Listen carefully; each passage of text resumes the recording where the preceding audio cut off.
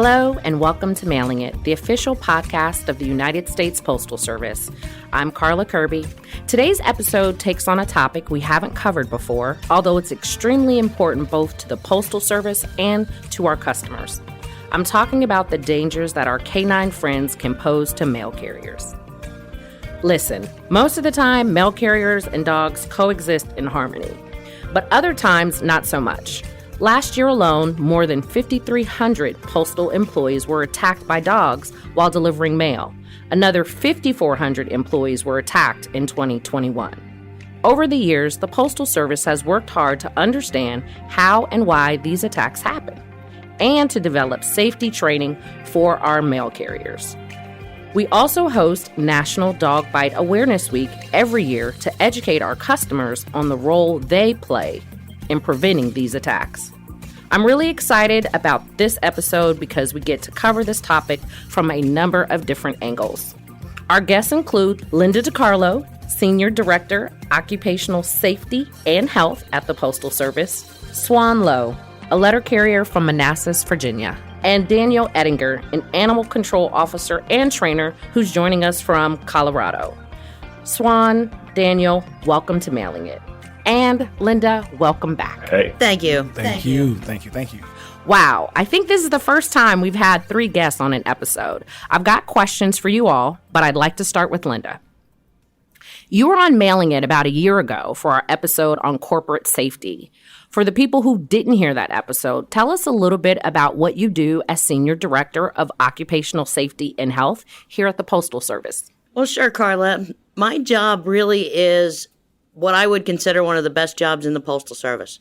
We are responsible for all of the safety for our employees, all of the workers' compensation claims to make sure that if anybody is hurt, they get all the benefits they're entitled to, and medical services. So in my position as the Senior Director of Occupational Safety and Health, we are involved in every aspect, from our buildings to our vehicles to our people to our processes. So this time around, we're talking specifically about dog bite awareness. Obviously, postal employees, especially those who deliver mail, are going to encounter dogs while out on their routes. Linda, can you tell us a little bit about the Postal Service's Dog Bite Awareness campaign and how it protects our postal employees? Well, sure, Carla, and I think we have to go back to the beginning.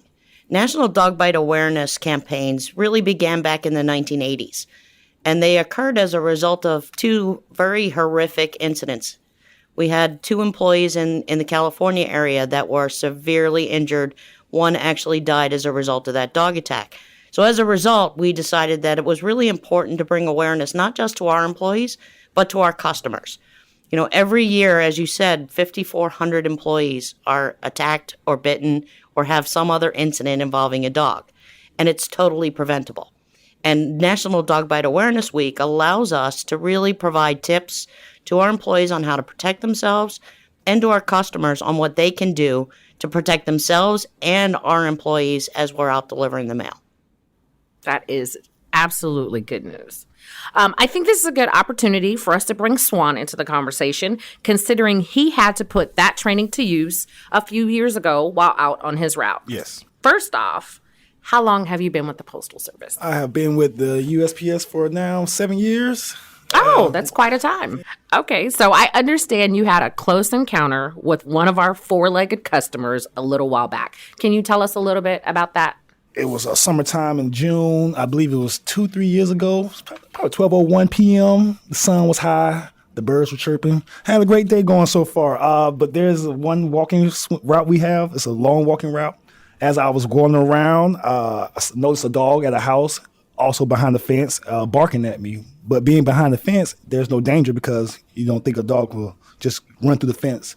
So I go to the house, deliver the mail, and I walk away from the house. As I do that, the dog goes from one side of the house to the other side of the house with still fenced in.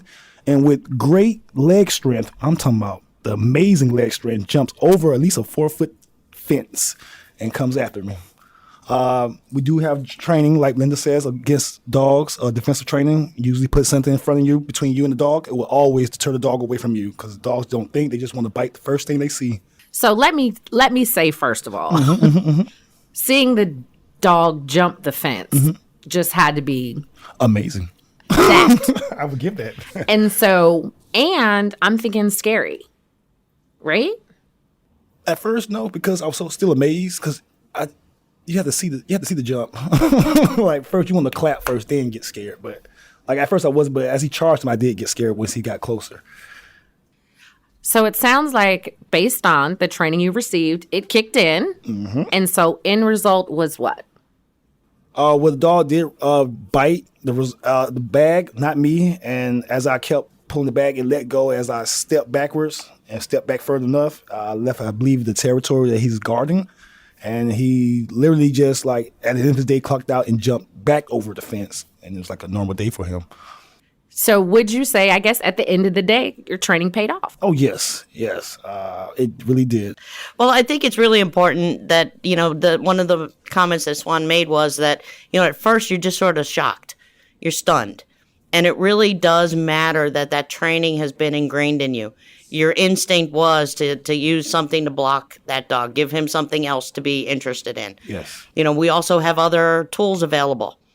If that had not worked, Swan would know that he could then go to his dog spray. He knew not to run.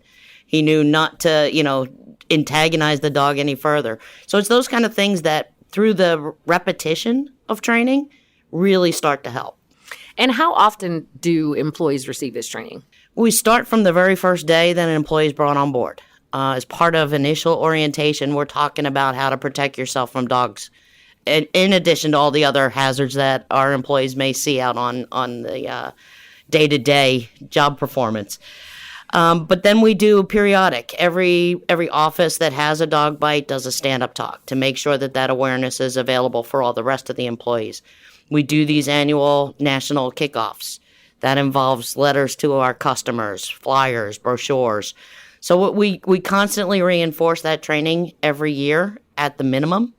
But it really is a topic that needs to not just be a week. We need to have national awareness of dog bite prevention every day throughout the year.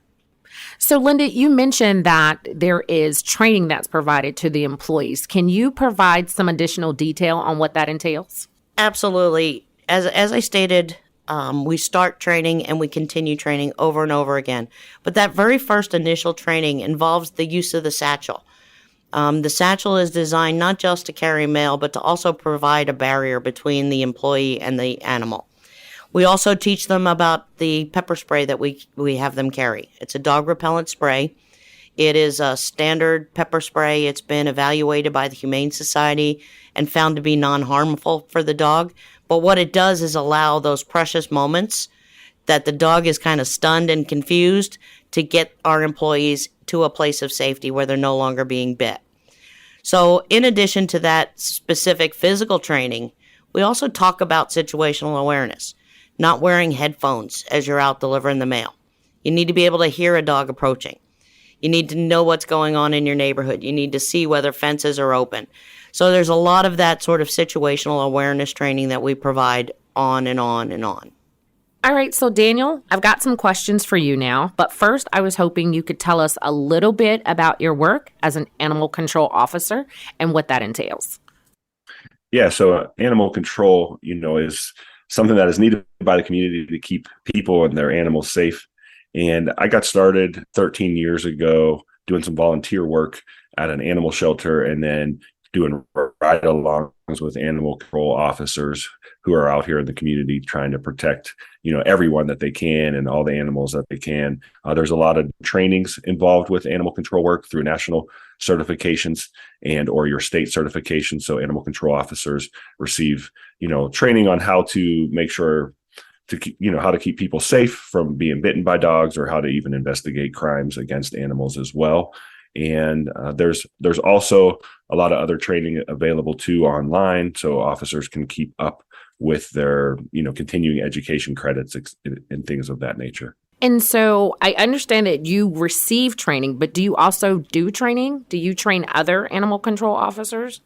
I do. And in fact, I've trained in Colorado. There's a law called the Dog Protection Act. So I've trained at the local police departments for several years on how to interact safely with dogs. So they can end up, dealing with them in a manner that is not involving firearms, so they can, use other tools if needed to protect themselves. And the main thing really is understanding the behavior and body language of those dogs.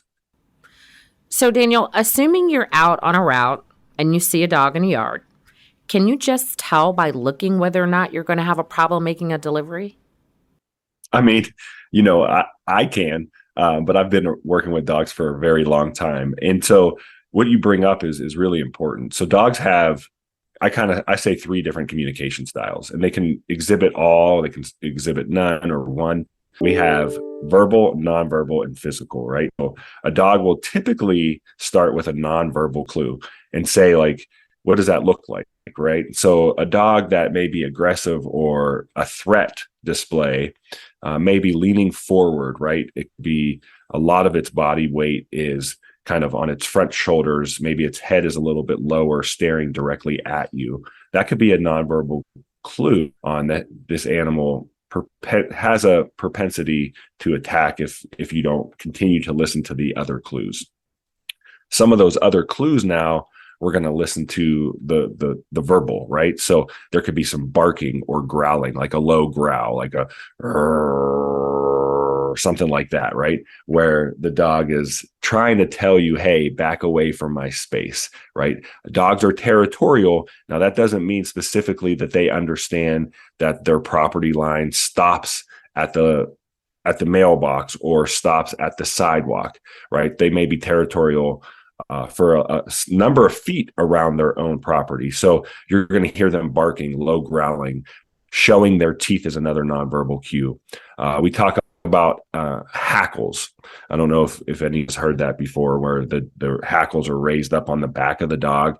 Kind of looks like they have a mohawk. The scientific term for that is piloerection.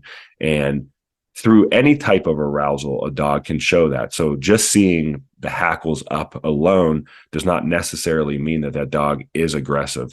But in conjunction with the body language or the body weight being forward, the dog growling, and then having the hackles up could be a great sign from a distance that I should not go into this yard.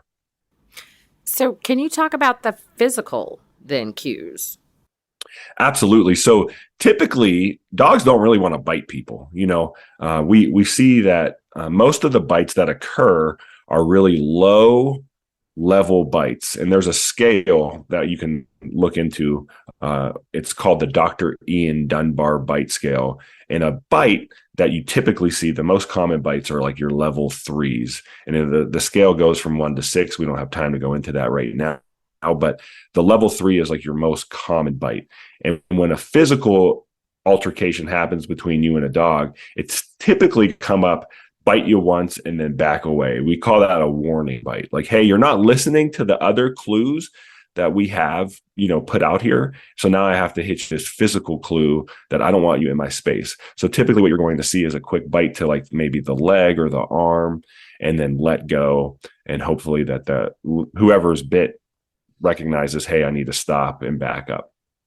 So in Swan's example, or his encounter was an example, it was an actual recollection of what happened to him. He didn't mention the breed of dog. Would you say that the breed of dog comes into play or makes a difference when we talk about animal control and these type of attacks? That's a great question. I think overall the size and temperament of dog is going to be the most important, right? Breed can have some sort of maybe predisposed stereotype or history, if you will. Some breeds are bred for certain things, like a cattle dog is going to be better at livestock than maybe a golden retriever is, right? Just instinctually. However, when it comes to protecting yourself and dealing with animals in the community, especially dogs, ultimately the size is going to be the biggest component, right? So a Chihuahua versus a Great Dane, the factors are going to be different. So in that aspect, I think therefore breed will be different, but breed's not going to ultimately dictate behavior. So I shouldn't be afraid of the giant poodle? You could, right? Like you shouldn't be, but you could be. Like poodles could, because it's a larger dog, right? It could, the propensity of getting injured is going to be a lot worse from a larger dog than it is a small dog. Yeah, and I think that's a really good point, Daniel. I think, one of the things that we always say at the Postal Service is that if it's got teeth, it can bite. It's just a matter of the size impacting the potential of the severity of the injury that could be sustained. When we're looking at all the dogs, they're protecting their territory. They're doing their jobs, and we're intruding into it.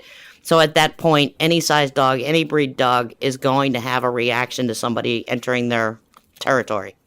So that being said, Daniel, what would you say a mail carrier would need to do to determine whether or not it's safe to make a delivery?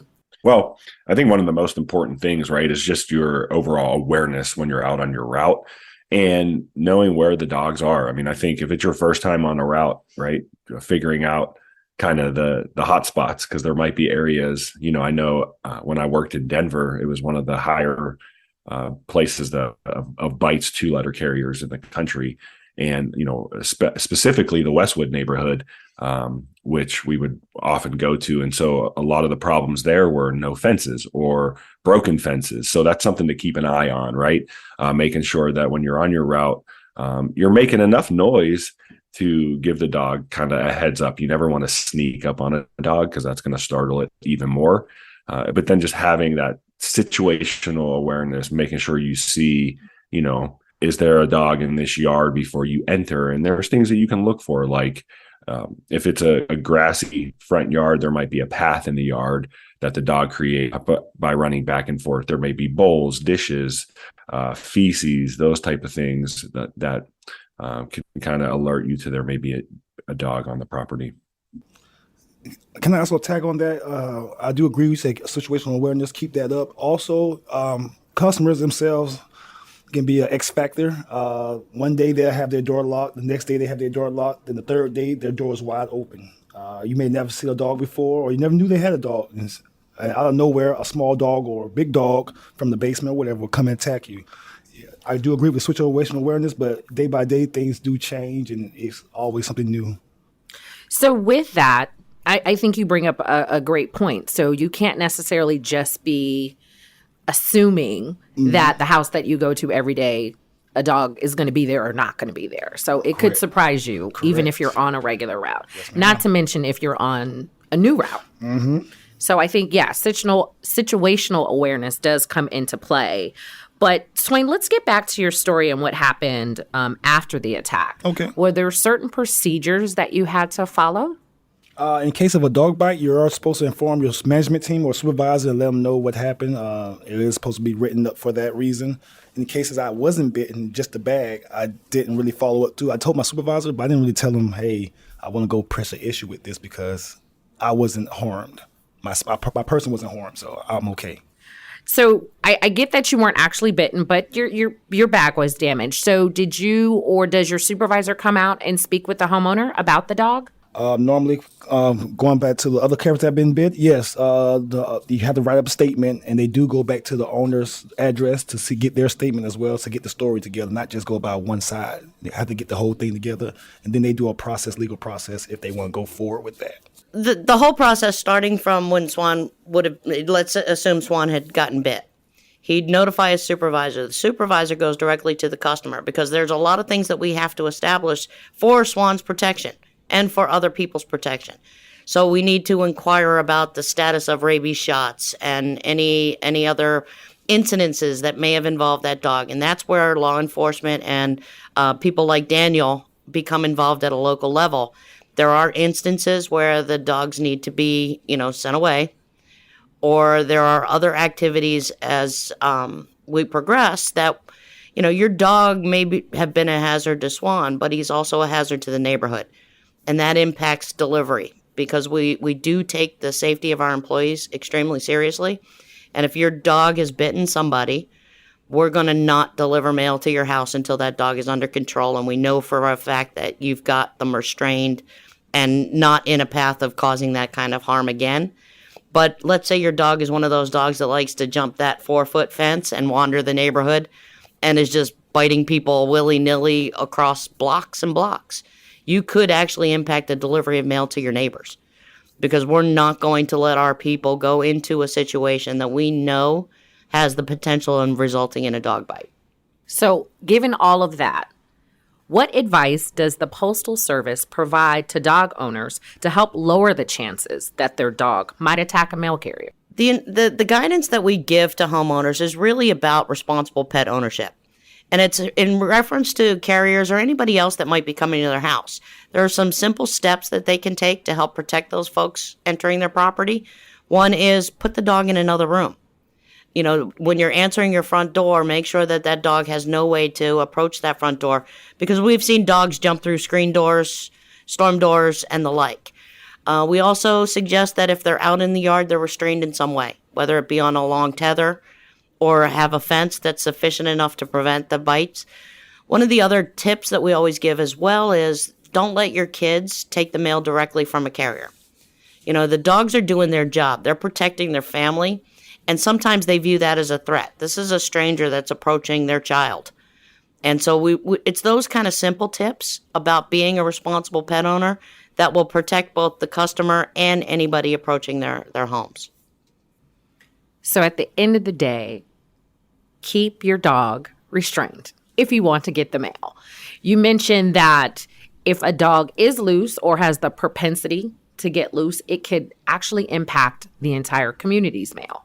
Yes, absolutely. And nobody wants to be that person that makes all of your neighbors have to get in the car every day to drive down to a local post office to pick up their mail. So, Linda, you mentioned the Dog Bite Awareness Week. So where would a customer get information? You know, we really hit all of the major media that we can when we are announcing National Dog Bite Awareness Week. So, as an example, this week we'll be holding a national level press conference out in Chicago. From there, the expectation is that every post office and every plant is holding a local event that they're opening up for the media. Some of the other things that we do during National Dog Bite Awareness Week is send out postcards to customers, especially in those areas where we've seen an increase in dog incidents.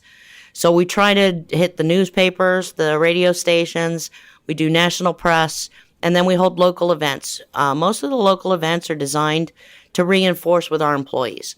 You know, it's a really good opportunity to show some demonstrations, to have people like Daniel come out onto site and show dog training techniques to our employees so that they're really aware of what sources and resources are available to them.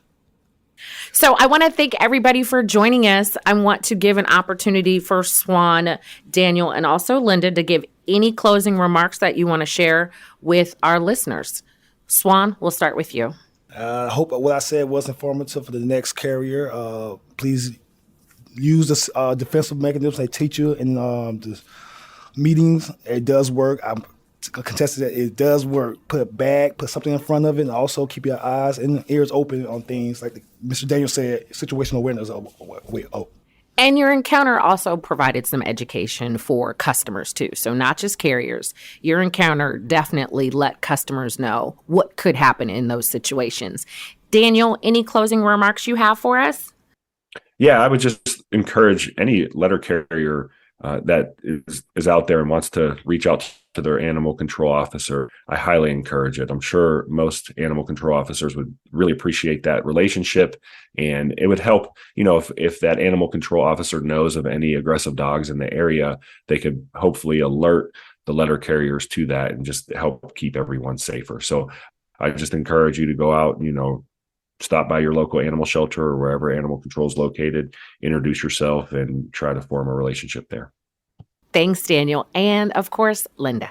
Well, I guess in closing, I would just summarize sort of what we've all been talking about today. It starts with responsible pet ownership. Then it moves to our employees being trained and aware of their situation and know how to respond. We are also using technology to help support both those customers and our employees. We have a mobile delivery device that allows carriers like Swain to notate on their device where dogs reside. So if somebody is filling in for Swain, they get an alert about 25 feet before they approach that house that just says, hey, Fluffy lives here. She likes to hide under the car. It's not saying you've got a vicious dog. It's just saying, hey, be aware. We also have informed delivery, which allows our customers to know when they should be expecting a package to be delivered, which would tell them that maybe my mail's not going to be at the box at the curb, but somebody's going to physically come up onto my property, my porch, That's an opportunity to put the dog in another room when you know that package is being delivered. So by blending all those three things together, we can ensure that 5,400 employee impact reduces year after year after year.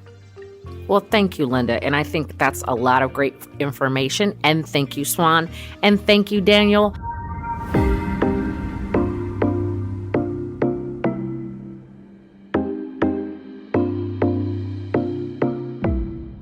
Well, that brings us to this episode's Did You Know? For my interesting fact this episode, I want to talk about robots and how the Postal Service is using them alongside employees to improve efficiency. One of the best examples is at our very large material distribution center in Topeka, Kansas. That's where we store tens of thousands of repair parts, supplies, stamps, and other things for our 21 network distribution centers. Given the size of the operation, you can probably guess that filling NDC orders is a lot of work. Enter the robots. Did you know that in Topeka last year, we installed our first parcel robotic sortation system, or PRSS? The system includes a big robotic arm, a conveyor, and more than a dozen autonomous mobile robots. Here's how it works. Employees upload network distribution center orders to the system's computer. Then, based on what's in the order, forklift drivers bring pallets of items over to the robot's big metal arm, which sorts the items and puts them on the conveyor for scanning and labeling. The mobile robots take the items from the conveyor, they get the zip code and location information from the system's computer that they use, and drop them right into containers, which are put on trucks bound for different distribution centers. Our plants have been using robots for years, but this takes things to a whole new level. It's a sign of things to come and a big part of our 10-year Delivering for America plan to modernize the Postal Service. And that wraps up this edition of Did You Know?